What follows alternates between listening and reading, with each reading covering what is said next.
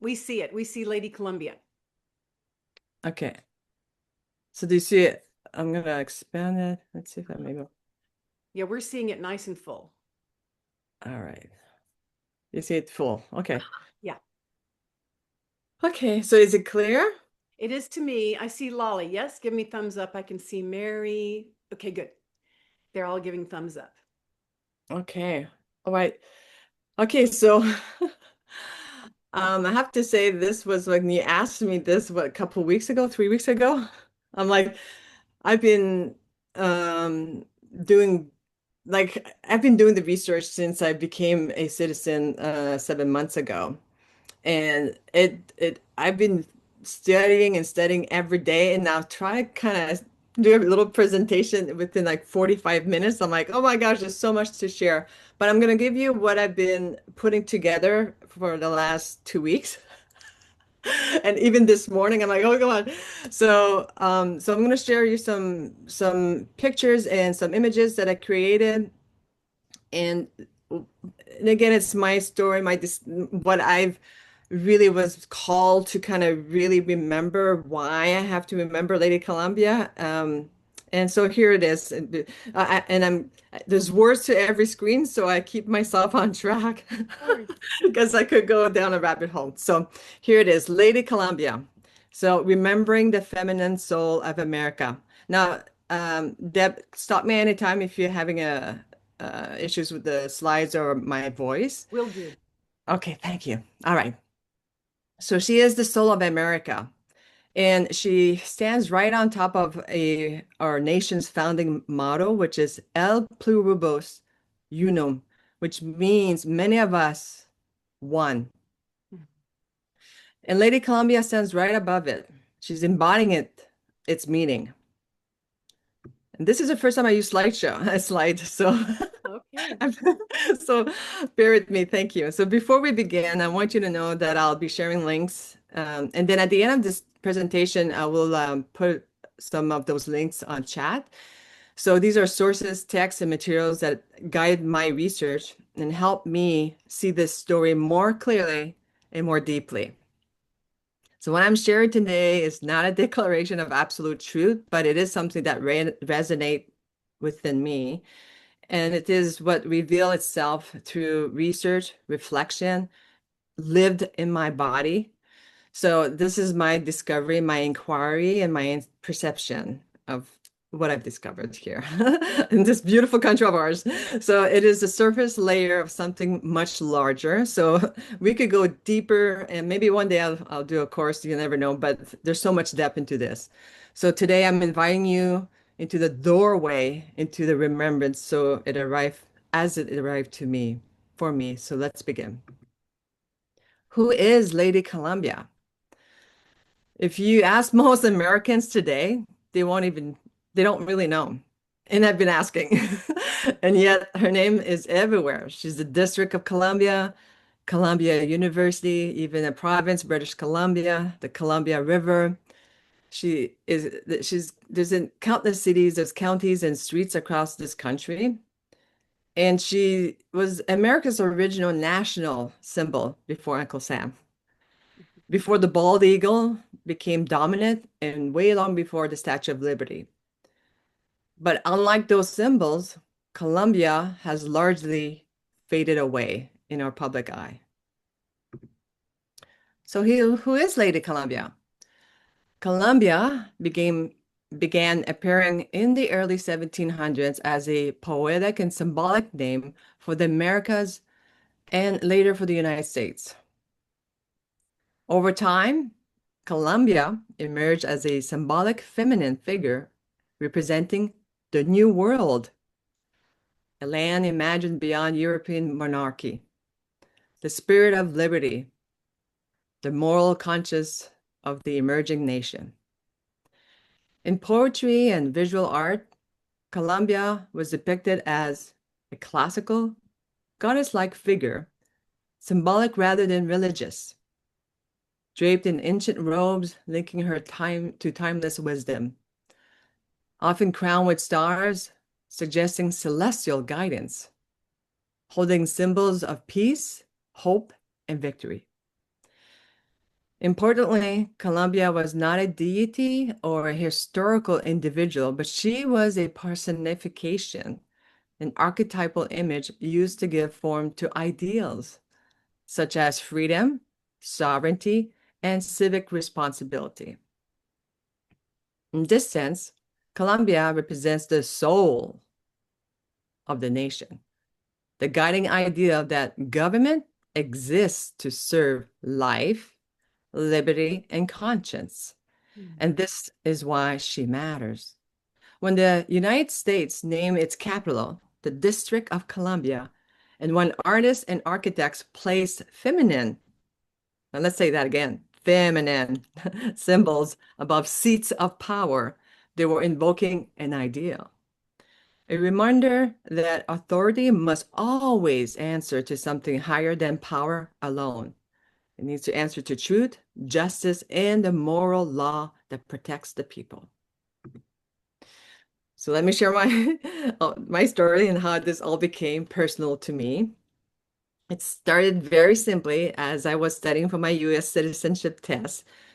You know, the moment where you have to memorize everything, history, dates, and all that fun stuff. But one of the questions that really kind of got my attention, what is the capital of the United States? And of course, I knew the answer was Washington, D.C., but what really stopped me wasn't because of Washington, it was D.C., District of Columbia.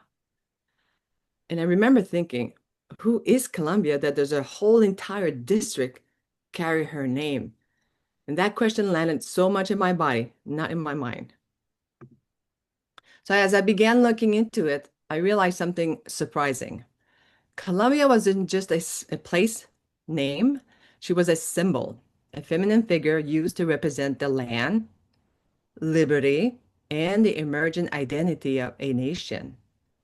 Not a goddess to worship, but an archetype, a way of giving form to freedom. And suddenly my own story started to make sense.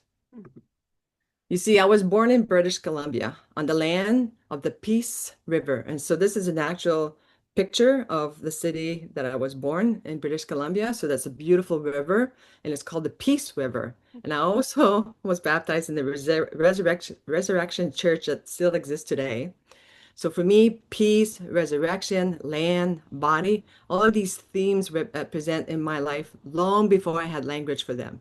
So when I encountered Lady Columbia during my citizenship studies, it just didn't feel new. It really did feel like familiar. There's a breadcrumb trail that was finally coming together. So when I took the oath of allegiance on July 17, 2025, something really did shift in my body. And it wasn't political, it was somatic. So when I spoke the word support and defend the Constitution, it felt like standing upright inside myself. It wasn't just claiming responsibility. It was also knowing my rights and owning my responsibility. That's when I understood this journey wasn't just about becoming an American, it was really to remember Columbia.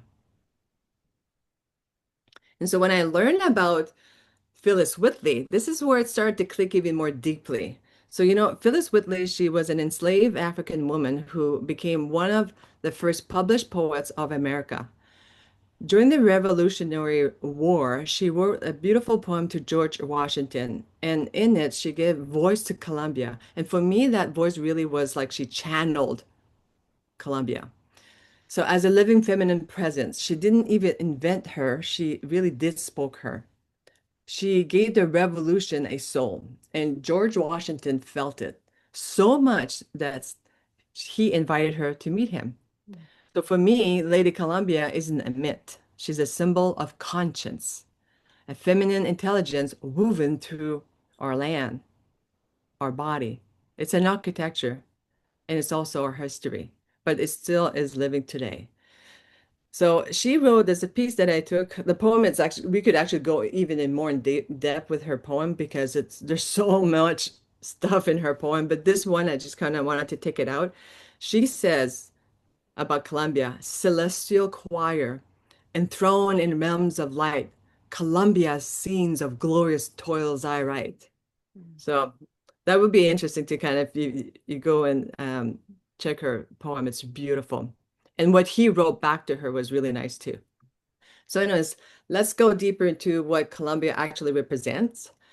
In the research I've been doing, drawing from sources like the Gnostic Gospels, the Sophia creation story, and scholars who studied sacred architecture, there's a pattern that emerges.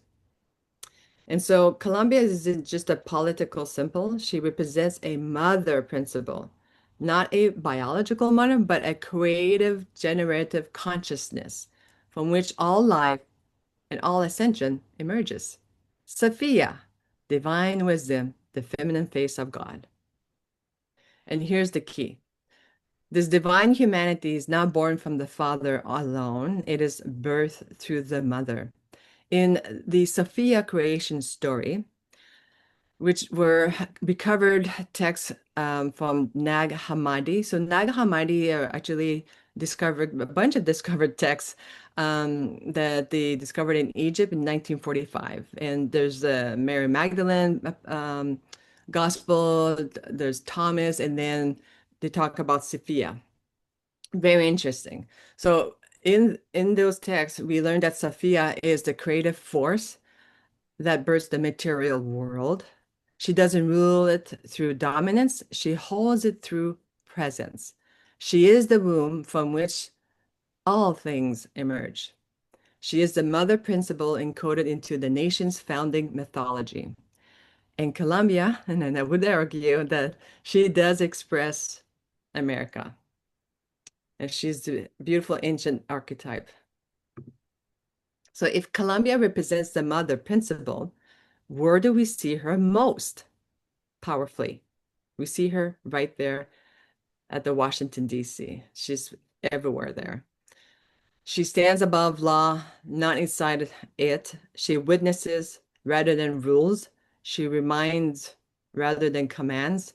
That is pure Sophia, not a ruler goddess, but she's a wisdom presence. Now, most of us think of the Capitol as a government building, but the founding fathers didn't see it that way. So listen to some of the things that they described her, or the temple. The temple of celestial liberty, who designs from heaven bless our happy plains. Benjamin Russell, 1788. The first temple dedicated to the sovereignty of the people, Thomas Jefferson. So over and over again, they call it a temple, not just a building. So this is not metaphorically, it's literally, it's written. So the Capitol was designed as a sacred space, a place where citizens could come to remember their divine capacity for self-governance. And the design itself reflects ancient temple, stone construction, underground chambers, massive columns, a central dome, sacred geometry, and many of these sacred geometry are, if we go down the rabbit hole, it was from Freemasonry, and if we go down the rabbit hole of Freemasonry, you got it, the Knights Templar, the Cathars, the Essenes. So it goes way back when we start talking about geometry, and they also had it so well, like the sun, the equinox. There's an orientation to the sun. So again, just the sacred geometry could be a big course on its own. But here's where it gets even more profound. The Capitol dome sits on an octagonal platform, and it's the same geometric design as Solomon's Temple in Jerusalem, the Dome of the Rock in Jerusalem, and the Renaissance paintings of sacred architecture. So this was not accidental. So the dome represents the room, the creative generative space from which new life emerged. And at the very top of the dome, there is a fresco painting called The Apotheosis of George Washington. And we're going to come back to that in a moment. But first, I want you to understand that the Capitol is not just where laws are made. It is a temple of remembrance, a place designed to remind us that we are more than citizens. We are sovereign beings capable of self-governance because we carry divine intelligence within us. And that intelligence is birthed through the mother. So this is an important part. As we study with Dr. Deb, I've learned a lot with her. And of course, I then started to read more about Mary Magdalene. And this chapter is perfect for what we're going to learn about the apotheosis of George Washington. So in chapter 10, verses 11 to 13, we read, "We should clothe ourselves with the perfect human, acquire it for ourselves as he commanded us, and announce the good news." To clothe yourself in the perfect human means to become fully human and fully divine. Not one or the other, it's both. This is what the ancient tradition called anthropos, the complete human being integrated in body, heart, mind, and spirit. Let me just close this a little bit. So I think there's too much light on my screen. So this is an actual picture of the rotunda. So there's, if you go online and Google, it's a beautiful picture. So the word apotheosis means to elevate a human being to divine status. Status. Mhm. Sometimes my French comes out when I get really excited. So It's all good. It's so perfect. So in 1865, the Italian artist Costantino Brumidi painted this massive fresco in the eye of the Capitol dome. And what he painted was extraordinary. George Washington sits enthroned on a rainbow. So the rainbow is really important, that he's sitting on a rainbow. I don't know if you can really see that, but there's a rainbow underneath him. And he is surrounded by 13 celestial maidens, each with a star on her head. To his left and right, there's a goddess Liberty and Victory. And around the outer rings are 5 gods representing the elements of alchemy. So we have Mercury, which represent wood and air. We have Ceres, earth. Minerva, which metal and wisdom. Neptune, water. And Vulcan, fire. Very impressive. Like this is like, it's right here in our own capital. So now most tour guides, if you go, I haven't been, but I am going to go in October, but most tour guides will tell you this is just patriotic art, a way to honor Washington. But scholars like William Henry, which I've been doing, William Henry, I have to say he has a lot of stuff on Gaia. So he is really interesting. So I recommend you watch some of his documents in Gaia. So William Henry have shown that this painting is much more. It is an alchemical diagram. It encodes the process of human transformation from mortal to immortal, from human to divine. And here's the key. Washington is not ascending alone. He is ascending on a rainbow, which in ancient mystical traditions represents the rainbow body, the transformation of the physical body into pure light. This is the same transformation described in the Book of Enoch, Enoch's ascension, Tibetan Buddhism, the rainbow body of light, and Christian mysticism, the resurrection body of Christ. So in the Gnostic teaching, this transformation is always birthed through the mother, through Sophia, through the womb of divine consciousness. So what does all of this mean for us today? It means this: we are not separate from the divine. We are expressions of it. We are co-creators from the creator. And let me say that again. We are co-creators from the creator. This is the core teaching of the mother principle. So in the Sophia creation story, Sophia creates by dreaming. She imagines, and through her imagination, worlds come into being. She doesn't create through force or domination. She creates through presence, intention, and love. And we, as her offspring, carry that same creative capacity. This is what the founding fathers understood when they built the Capitol as a temple. They were saying government is not the highest authority. The people are sovereign. And the people are sovereign because they carry divine creative intelligence. This is why Columbia stands above the Capitol. She is the reminder you are not ruled, you are free, not because a law says so, but because you are born from the mother, from the creative source of all life. And when you remember that, you cannot be enslaved, not by government, not by fear, not by any external power. Now, I want to bring in another layer of wisdom in the Gnostic tradition. There's a teaching about Christos Sophia, the divine marriage of masculine and feminine energies. So crystals represent light, action, ascension.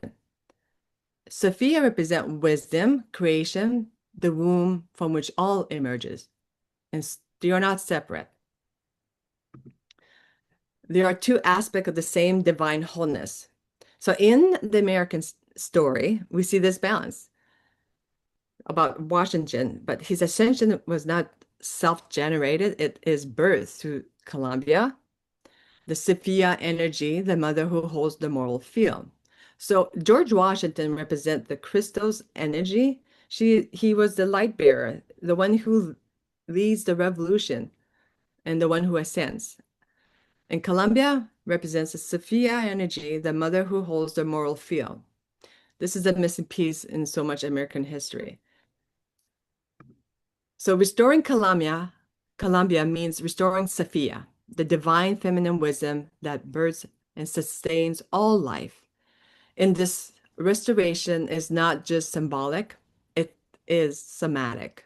It happens in the body. And that's what I felt when I started to study here. I'm like, oh my gosh, I'm remembering. So when we stand upright in integrity, when we speak truth with grace, and when we move through the world with both strength and tenderness, this is the Christos Sophia balance. And it is available to all of us.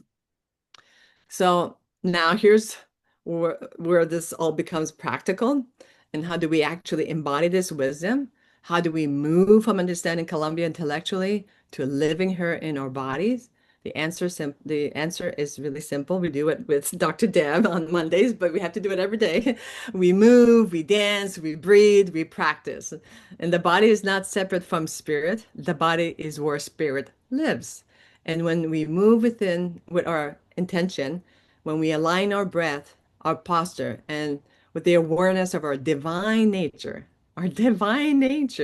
we activate the same energy encoded in the Capitol Dome. And this is not new. Ancient spiritual traditions have always known this. Transformation happens in the body, not just in the mind. There's a principle in sacred architecture, as above, so below, as within, so without.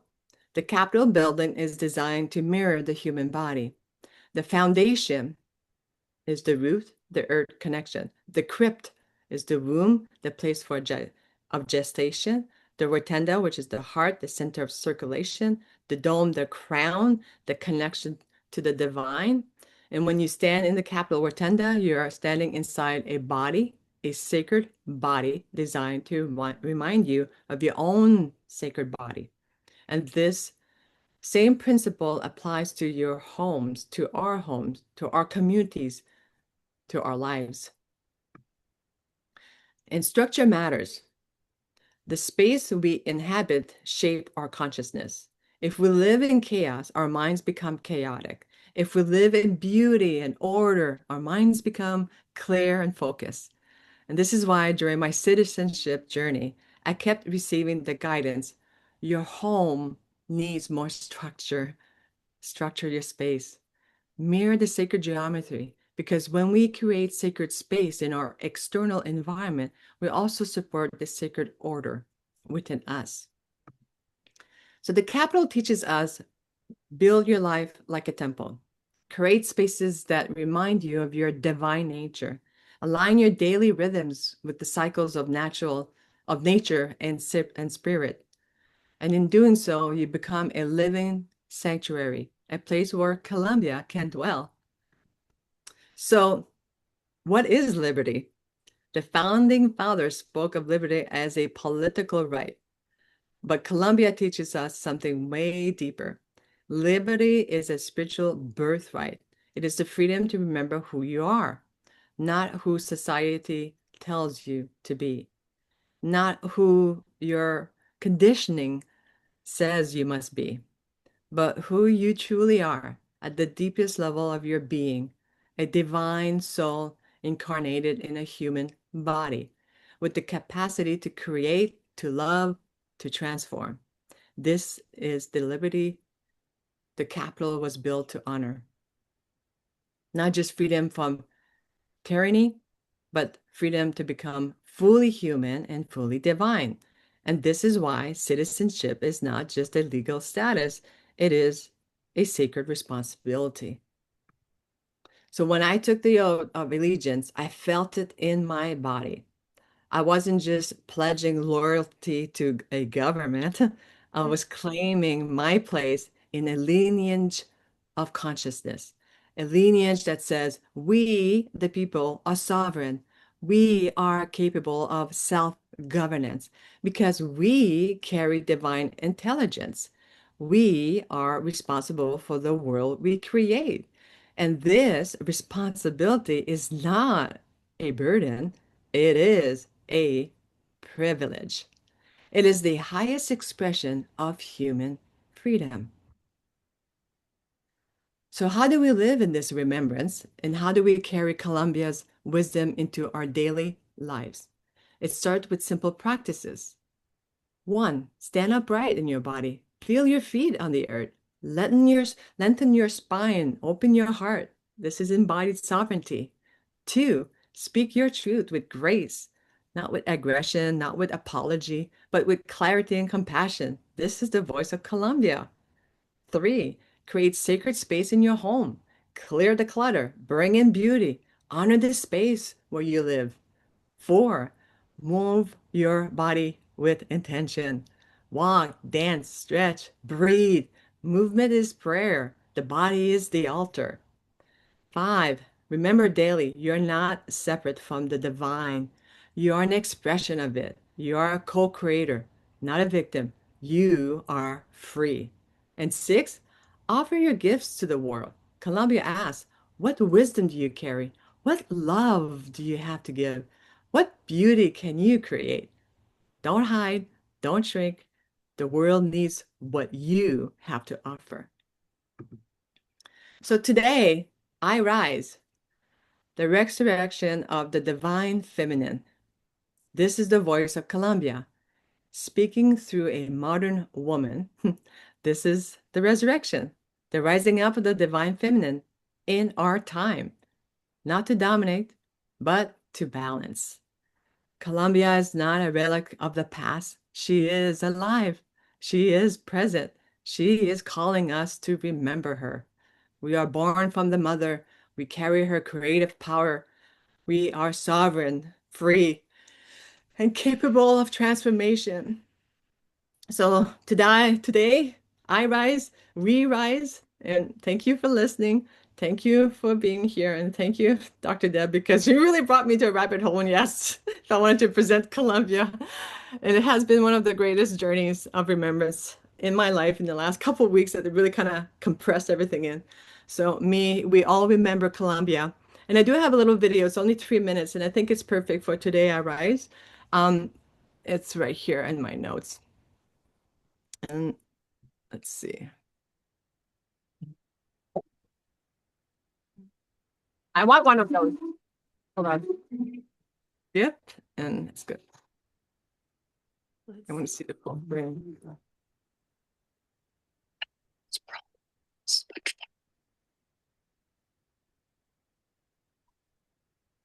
Nice woman. Can you see this? No. Can you see all of this? We can hear it, but we can't see it.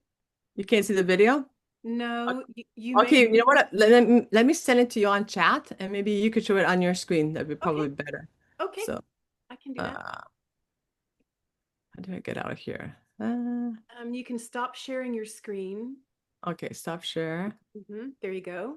All right. And then I'll bring that right here on chat. So yeah, so that'd be probably better. Let's go. It's a beautiful video. Kind of, it's only 3 minutes. Kind of summarize a little bit. Not what I share, but it just kind of gives us some uh, motivation. Chat.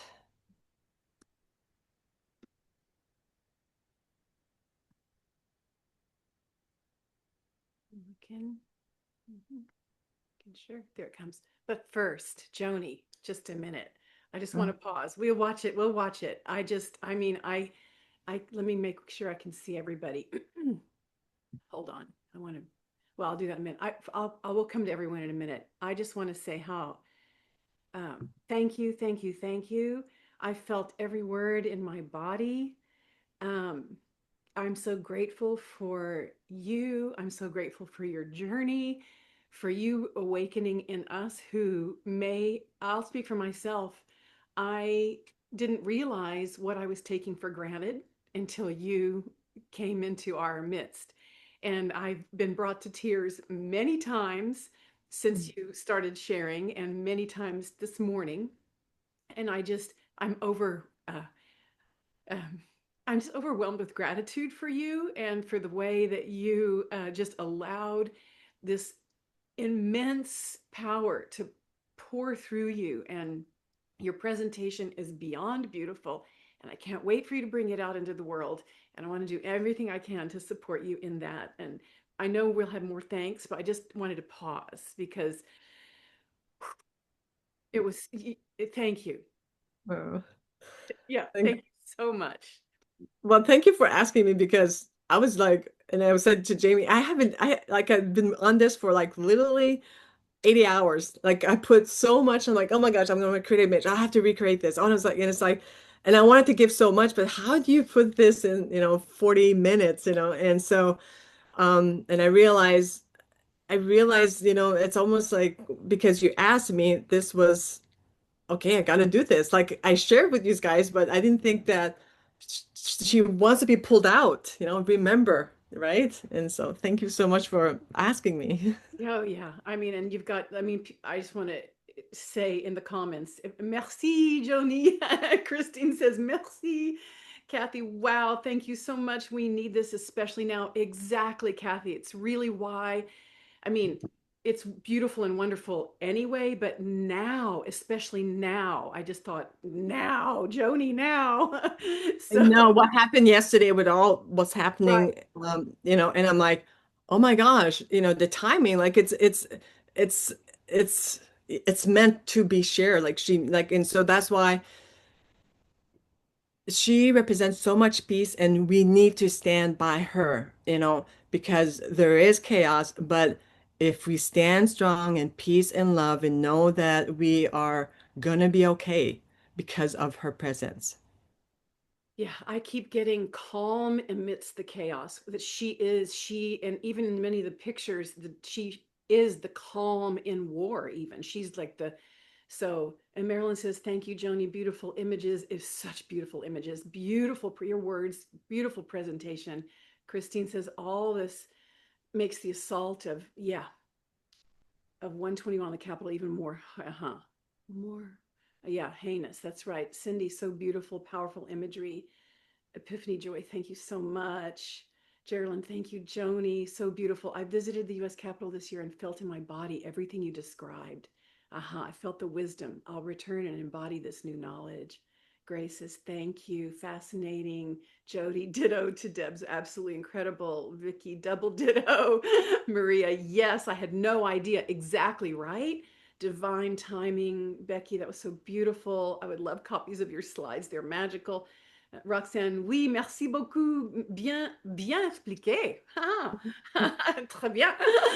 Joyce, thank you. Joni, this is beautiful. Dana, the graphics were amazing. Mary, beautiful. And so much needs to be shared. Please use this as just a start. Yes, Mary, exactly, Mary. We're cheering her on. This is just a start.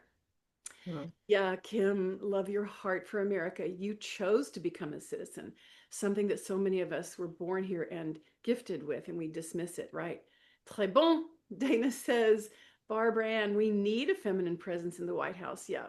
And And feminine presence, I just want to say, can be, it's feminine in men as well. So we're waking up in the men and the women, divine masculine and feminine. So yes, may it be so. Okay, now I'll share, Joni.